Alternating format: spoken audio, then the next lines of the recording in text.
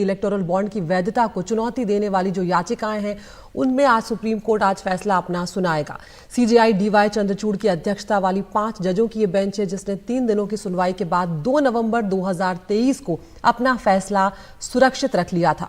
सुनवाई में कोर्ट ने पार्टियों को मिली फंडिंग का डेटा नहीं रखने पर चुनाव आयोग से नाराजगी भी जाहिर की थी। अदालत ने आयोग से यह कहा था कि राजनीतिक दलों को 30 सितंबर तक इलेक्टोरल बॉन्ड के जरिए जितना पैसा मिला है उसकी जानकारी जल्द से जल्द दे। सीजेआई ने सरकार से भी पूछा था कि ऐसे बॉन्ड की क्या जरूरत है, जबकि सरकार तो ऐसे भी जानती है कि उन्हें चंदा कौन दे रहा है। सरकार ने अपनी दलील में कहा था कि किसने कितना पैसा दान में दिया है ये सरकार नहीं जानना चाहती, बल्कि चंदा देने वाले ही अपना नाम छिपाकर रखना चाहते हैं। वो नहीं चाहते कि दूसरी पार्टियों को ये पता चले कि उन्होंने किसे कितना चंदा दिया है।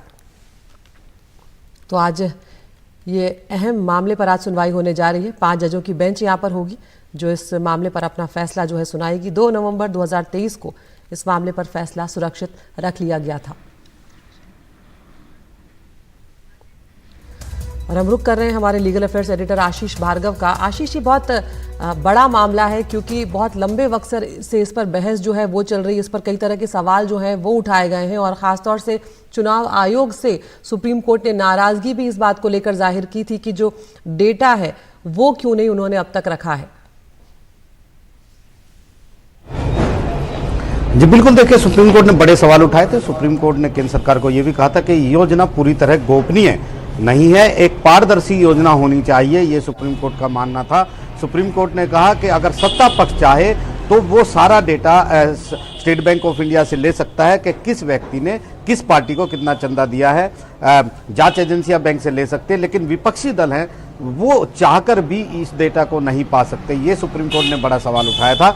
सुप्रीम कोर्ट ने यह भी कहा था कि एक पारदर्शी योजना अगर सरकार लाना चाहती है तो ले आए, लेकिन कहीं ना कहीं ये योजना पूरी तरह पारदर्शी नहीं है। ये 5 जजों के संविधान पीठ ने माना था और सुप्रीम कोर्ट ने कहा था कि ये एक ऐसा मुद्दा है जिस पर विचार करने की ज़रूरत है। खासतौर पर इलेक्शन कमीशन को भी झाड़ लगाई थी, फटकार लगाई थी कि 2019 में जब सुप्रीम कोर्ट ने कहा था कि तमाम जो डेटा है इलेक्टोरल बॉन्ड के जरिए जो दान मिला, जो चंदा मिला पार्टियों को, वो इकट्ठा करना है, तो आपने ये निरंतर कंटिन्यूअस ऑर्डर है, क्यों नहीं इसका पालन किया गया। और सुप्रीम कोर्ट ने 30 सितंबर 2023 तक का डेटा जरूर मांगा था। केंद्र सरकार ने बाद में एक नोट भी सुप्रीम कोर्ट में लिखित नोट एक दिया था, लिखित दलील दी थी, जिसमें कहा था कि अगर सुप्रीम कोर्ट चाहे तो एसबीआई से लेकर इस मामले को आरबीआई को दिया जा सकता है कि वो इलेक्ट्रॉन बॉन्ड इशू करे। लेकिन यहाँ पर याचिकाकर्ता लगातार सवाल उठा रहे थे और वो कह रहे थे कि सारा चंदा जो है एक जो सत्तारूढ़ पार्टी है उसको चला जाता है, ये पूरी तरह से असंवैधानिक है,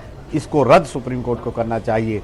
तो एक बड़ी कवायद यहाँ पर 3 दिन की लगातार 5 जजों के संविधान पीठ ने की थी, जिस पर एक बड़ा फैसला अब आएगा। 2017 में जो इलेक्टोरल बॉन्ड, चुनावी बॉन्ड जो योजना केंद्र सरकार लेकर आई थी, उस पर उसकी वैधता को लेकर सुप्रीम कोर्ट ये फैसला सुनाएगा। क्या ये बॉन्ड असंवैधानिक है ये योजना, या फिर संविधान के दायरे में है, या फिर इसमें सुधार करने की जरूरत है, कैसे ट्रांसपेरेंट ज़्यादा बनाया जा सकता है, ये तमाम मुद्दे। एक और बड़ा मुद्दा ये था कि कोई भी कंपनी जो है, पहले ये योजना से पहले ये कहा गया था, ये नियम था कि सिर्फ अपनी लाभ का 7.5% वो सिर्फ चंदा दे सकती है, लेकिन यहाँ पर इसे खत्म कर दिया गया। सुप्रीम कोर्ट ने ये भी सवाल उठाया कि जो कंपनियां हैं वो मुनाफे के लिए काम करती हैं, वो चंदा नहीं देती हैं, तो ये कैप क्यों हटाई गई कि कोई भी कंपनी कितना भी चंदा दे दे।